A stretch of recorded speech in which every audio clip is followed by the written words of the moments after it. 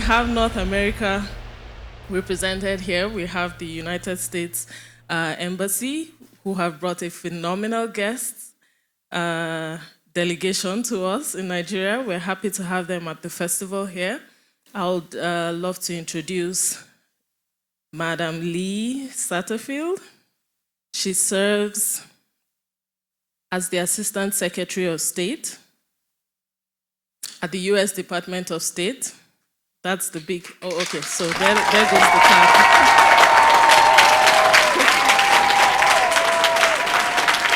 She's the Assistant Secretary of State for the Educational and Cultural Affairs, popularly called ECA, at the Department of State. She's leading the United States global efforts to engage individuals through academic, cultural, professional, sports, film, music, and youth exchanges. And trust me, I'm one of that. Because I participated in the Tech Women program. I'm an alumni of the US exchange program, so I know how beneficial that is, because you get to learn even from the cultural exchange in the US, and you get to bring it back home to integrate into our own local context. And I'm happy that they're proud that we're not doing so badly with our festival. So thank you so much. As Assistant Secretary, she works to strengthen the US government public diplomacy exchanges and programs by building on the foundational premise of fostering mutual understanding to more directly connect to US foreign policy goals, including access to education, economic equity, and societal opportunity and inclusion. The Assistant Secretary aims to bolster strategic US efforts to engage through cultural diplomacy and youth exchanges using a 360-degree approach to engage the US private sector, non-governmental organizations, and like-minded nations and territories. Assistant Secretary Satterfield has led a diverse professional career which has included serving as the President and Chief Operating Officer of Meridian International Center, Deputy Assistant Secretary of State in the Bureau of Educational and Cultural Affairs, and Deputy Chief of Protocol of the United States during the Obama administration, and Chief of Staff to the U.S. Secretary of Labor and Special Assistant to the President and Staff Director for the White House Office of the Public Liaison in the Clinton administration. Yes, that's a solid profile there and really inspiring. It's a pleasure to have you in the room, ma'am. A native of South Carolina, Ms. Satterfield graduated from the University of South Carolina with a Bachelor of Arts in Journalism. So she does connect to what's happening in the room today, and we're so excited to have you, ma'am. She's also accompanied by Ms. Catherine Collins, the Director of Film, TV, and Digital Media Programs at the U.S. Department of State. It's such an honor to have you both. I'll just ask Madam Lee Satterfield to come and give us a few welcome remarks, ma'am.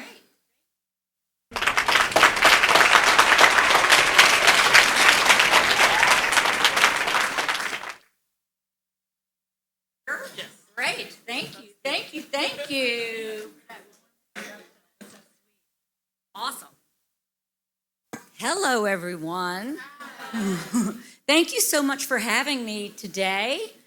I'm delighted to be here, and I appreciate that warm welcome and the greeting that you all reacted to the parts of my career that I am actually very proud of. But the most important role that I've ever played and the thing that I'm most proud of is the work that I get to do at the State Department in creating people-to-people relationships between Americans and individuals around the world.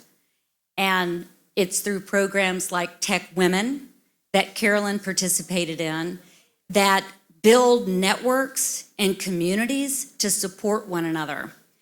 And I think that's exactly what I'm seeing that's done here in the film industry for women. The mission that has been created as part of this community in making sure that more women are involved in the creative process and have a seat at the table and access to economic opportunity is exactly what I'm hoping to foster in more of our programs. So yes, I'm here representing the United States, and on behalf of President Biden and our Secretary of State, Antony Blinken, I am delighted to be here. Thank you. Yeah. For 75 years, the United States has connected with people through our culture, sharing our struggles and successes with the world through movies and music. Now we're seeing the same global phenomenon with Nollywood and Afrobeats. The world is paying attention and connecting with African culture, African music, and African stories. Part of the reason I'm here is that President Biden hosted a summit of African leaders in Washington, D.C. in 2022. And Catherine Collins, who was introduced, that runs our film, television, and gaming office, and I were sitting in the audience listening to a panel on the creative economy. And we thought, how can we build more capacity in exchange programs to lift up the economic opportunity between Americans and those creatives on the continent, particularly Nigeria. I was so excited to see the Recording Academy, the Grammys this year, opened up a new category of awards for African music. And I saw the impact that Afrobeats was having on young people in the United States. And I wanted to draw on that connection and that power and look at how we might build an ecosystem in the created space to share with one another and really lift each other up. We recognize in the United States that with women comprising over half of the world's population, making up over half of the creative workforce, there must be economic opportunity and equity and inclusion in the creative industries in the United States and all around the world. Ensuring that women have equal access to opportunity, including access to capital, is vital to the success of creative industries everywhere. And as we all know, representation matters. On Tuesday in Lagos, at the University of Lagos, I met with a group of amazing students. I was so inspired by them. I announced the African Creative TV Initiative. This is one of the brainchilds of my wonderful colleague, Catherine, and what we started thinking about trying to create over a year ago. And this is a new professional development program that will focus on TV writers, producers, and below-the-line professionals, so the industry and the business. ACTV is in partnership with the University of Southern California Cinematic Arts, who are top of top in producing major talent in the United States, and they're partnering with us on this initiative. And it was a direct result of President Biden's commitment and the pledge he made at the Summit of African Leaders in Washington, D.C. Another new program I'd like to highlight for you focuses on the business of music. It's called the American Music Mentorship Program. It's a partnership between the U.S. Department of State and the Recording Academy, better known as the Grammys. We'll bring international mid-career music industry professionals to the United States for mentorship and networking opportunities with an aim to cultivate a professional music ecosystem locally to support creative talent and strengthen the creative economy globally. I'm pleased to share with you that part of the first ever American Music Mentorship Program, there'll be 5 participants from Nigeria. Yeah, I know. See, that says what's happening here. That's an indicator of what's happening here. I think there are only 16 participants in the first group. 5 of them Nigerian. Yeah. Finally, we look to unlock the creative economy both here in Nigeria and in the United States. We also must elevate the importance of education. So I'm also proud to share that this year we're launching a 1-year film-focused community college initiative program to take participants through script-to-screen process. The program will include 4 Nigerian filmmaking students and will support our broader efforts to build capacity in the creative economy, particularly through the lens of technical education. The film, television, and music industries continue to evolve at an unprecedented pace, fueled by the relentless innovation from an increasingly interconnected world. US tech giants like Google, Meta, Microsoft are investing heavily in Nigeria, supporting the development of local tech talent and promoting inclusive economic growth and development through opportunities like Tech Women, of which Carolyn is a proud alumni, and a program called Tech Girls for high school girls to promote study in STEM. We bring together the best and brightest, both from the United States and Nigeria, to meet the moment and pursue the next gen innovation in technology. Being here with you today really makes me hopeful, knowing that we're at the forefront of something big and important that we can do together. And we're forging a new future for Nigeria, for Africa, and for all of us globally. Thank you so much for having me. Thank you so much, Madam Lee. Thank you for that powerful remark. If I can just ask that you join us on the couch and to ask Catherine to come up as well. Because we heard you throw out some phenomenal programs that we'd like to hear more about. Okay. Please. Thank you. Hello, Catherine. Hello. She really is the one who came up with these creative ideas and things that we wanted to do. So please welcome her to the stage. I think top on the list for us is, and you've highlighted that, right? US is really interested in investing in African creatives. And in the room here, you have a lot of creatives. You have actors, you have producers, directors, you have writers, artists. It's a packed room. You have media professionals in the room who are eager to hear some of these exciting programs and what opportunities, lie for them within these programs at the U.S. Department of State.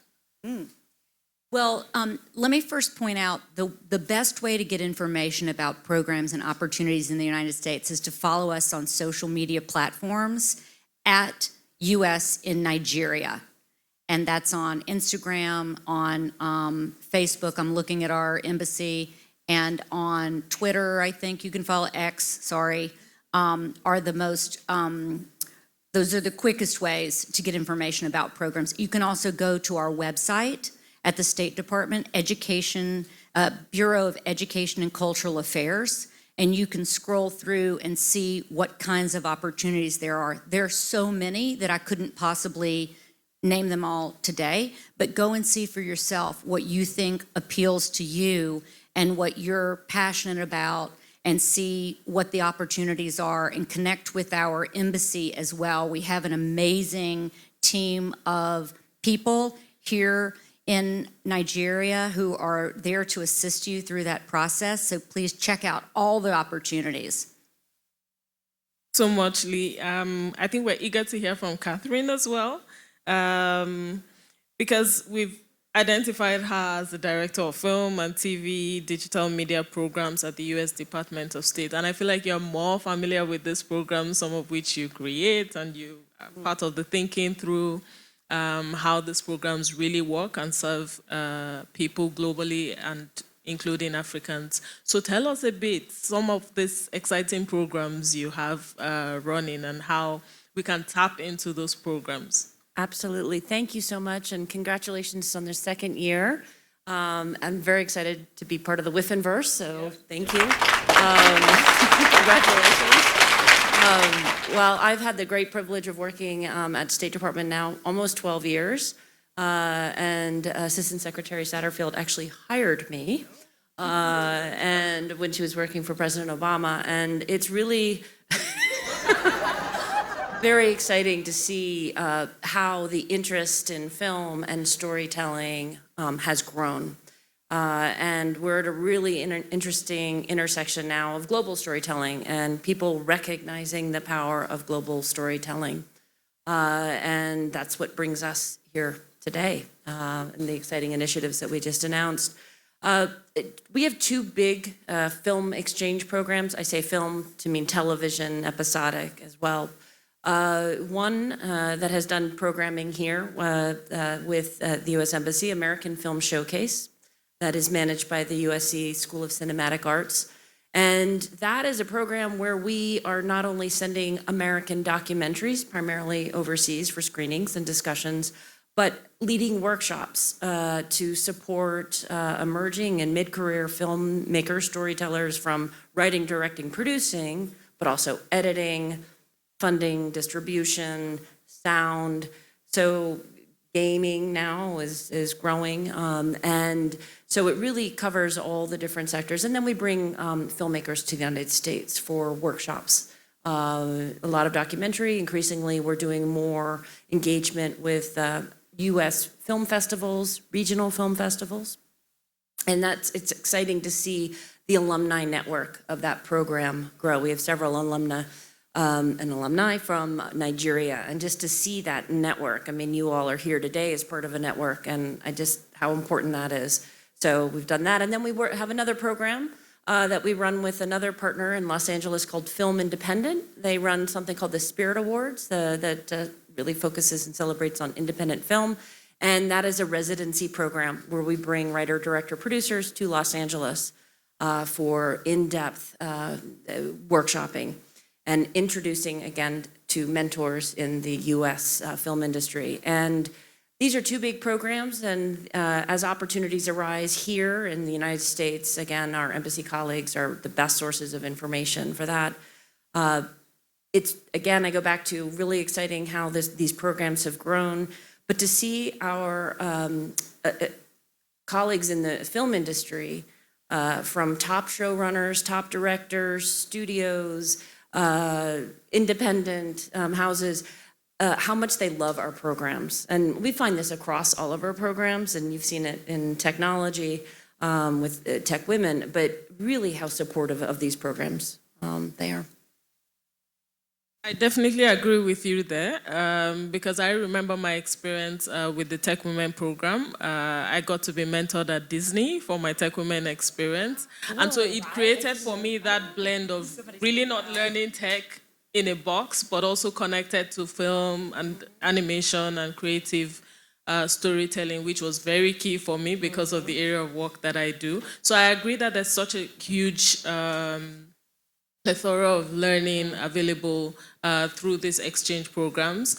But from experience, when I look at the Tech Women program, I think the challenge for us in a country like Nigeria is that we're so populated, and sometimes it gets really tricky when you look at how many people can get into these programs. But I was really, really appreciative of your announcement about 5 people out of 16. Being Nigerians, it really shows that you are thinking of our population and giving us more slots in all of these opportunities, and I think that's really key for us. I think another thing I want to highlight, I hear you're a documentary filmmaker outside of your work at the U.S. Department of State, and I think for us in Nigeria, documentary storytelling is somewhere we still have a lot of work. And it connects a lot to the depth of stories, authentic stories we need to tell. I don't know if you have 1 or 2 tips you would like to share with women around that area, especially in terms of how do you go after unique stories? How do you tell those stories that people are not naturally gravitating towards? And I mean, what should we look out for in that space? Thank you. I think documentaries can be misunderstood because I think a lot of people think documentary is just talking heads and just facts, which it can be. But there's really so many exciting examples of documentary film out there now that are building on storytelling, following the 3 arcs of a story, following characters. And of course, we're witnessing the popularity of documentary, and also just what documentaries can do to open people's eyes to issues, to sort of a call to action to getting involved. But they can be very compelling. And I think a lot of the really great documentaries that are out there, well, for filmmakers, I think it's finding a story that's close to home.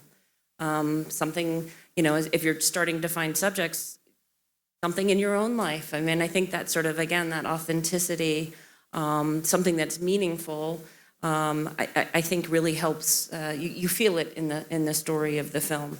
You know, I know documentary from personal experience. I now work at the State Department, but I know it can be a long road. Of course, with any filmmaking, it's the funding. But I do think that, I guess a tip is finding that. And then looking at other examples of documentaries that are out there that have done well, that have gone through of formatting and styles. And because there's so much that can be done now in documentary, animation is really popular now in documentary, when there's not the footage to cover it, or it's an exciting moment. Very good tips. Because it's, especially for us in Nigeria, we can relate to that. We don't do so well with documenting and archiving footages, so it gets tricky sometimes getting the footage you need to reflect some parts of your story. So yes, animation is one thing that really helps to close that gap. And it's good you were able to highlight that for us. I think one last thing we'd like to hear from Lee. What do you feel about a Women's International Film Festival right here in the city of Abuja?